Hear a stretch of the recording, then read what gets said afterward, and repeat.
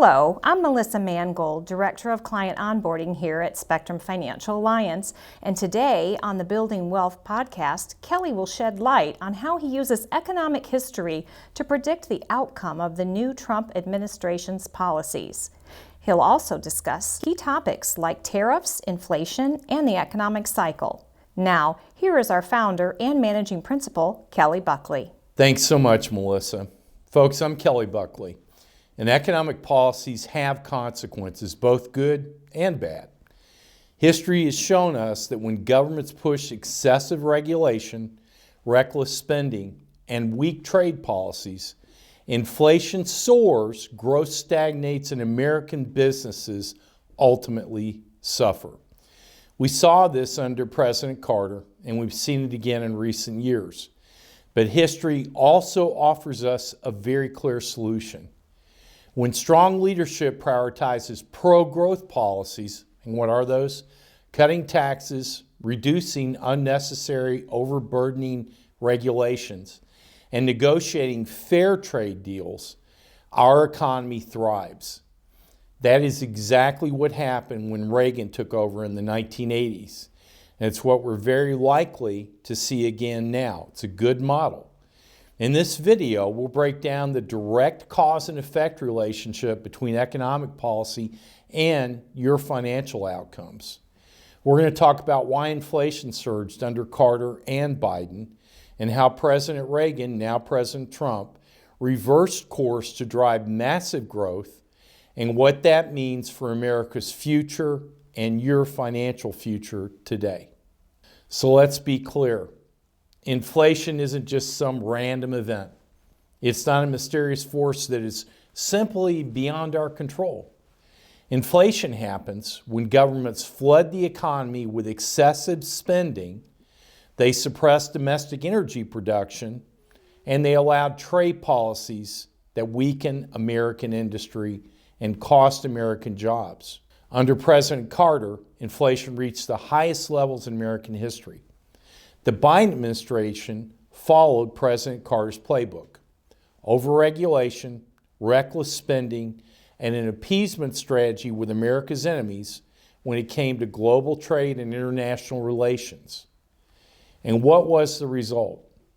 Under President Biden, inflation surged to the highest levels our country's seen in over 40 years. We had the same policies from the Carter era, and we got the same outcome. But now, here's the good news.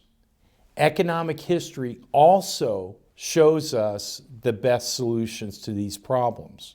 When President Reagan took office in 1981, he inherited an economy that was essentially on life support. But instead of making excuses, he took decisive action. He slashed taxes, he cut unnecessary federal regulations, and he rebuilt America's strength on the global stage. And what was the result? To me, it was predictable. Inflation collapsed. Job growth exploded. Gross domestic product doubled over the period of almost a decade. The number of jobs in our country also doubled. Think about that. Now, that wasn't lucky. It was economic policy being done right. And decades later, when President Trump took office in 2017, he followed that same successful blueprint, cutting corporate tax rates, renegotiating unfair trade deals, and bringing jobs back as a result to the United States.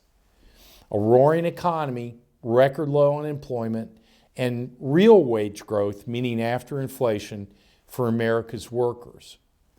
Now, President Trump is doing it again, but he's doing it even better because he's simultaneously ending government overspending, greed, waste, and abuse to the tune of $1 trillion a year. But here's the key takeaway. Economic cycles don't just happen. They are a direct result of policy decisions. And if history tells us anything, it's telling us that we're now on the verge of another major economic shift.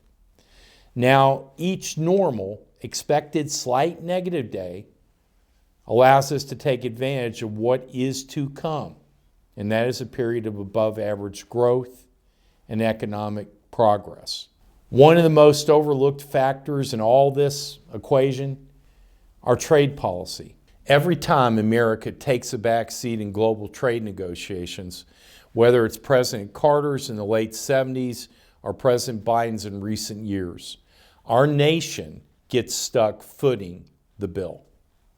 Europe and other global players have imposed tariffs that put American businesses and workers at a competitive disadvantage, and that destroys American jobs and really entire industries, while we provide Europe's military defense and economic support.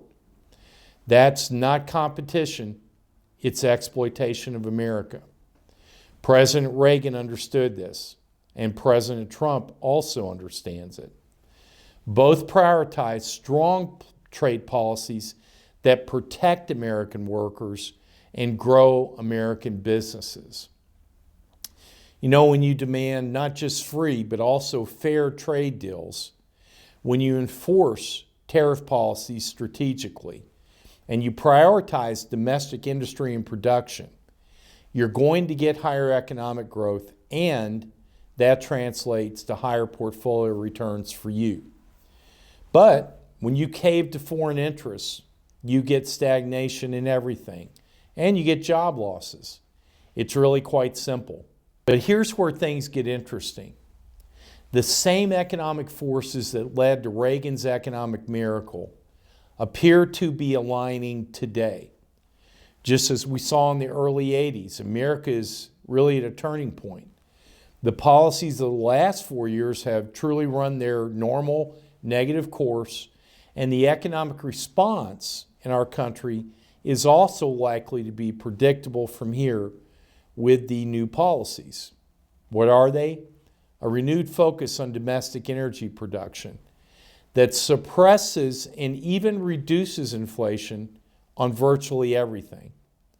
Lower corporate taxes and fewer regulatory burdens on business. That unleashes American innovation.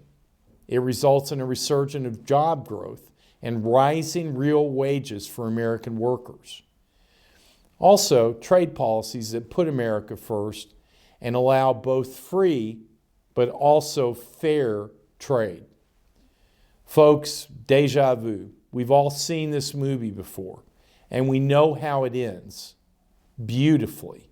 At Spectrum Financial Alliance, we believe in understanding these cycles, not reacting to them, not getting emotional due to some political disagreement, but positioning your portfolio in front of these events to benefit from them. Smart investors don't wait for politicians to catch up. They see where the economy is heading and they adjust accordingly. We have. The question is, are you prepared for what's coming next? Let's talk.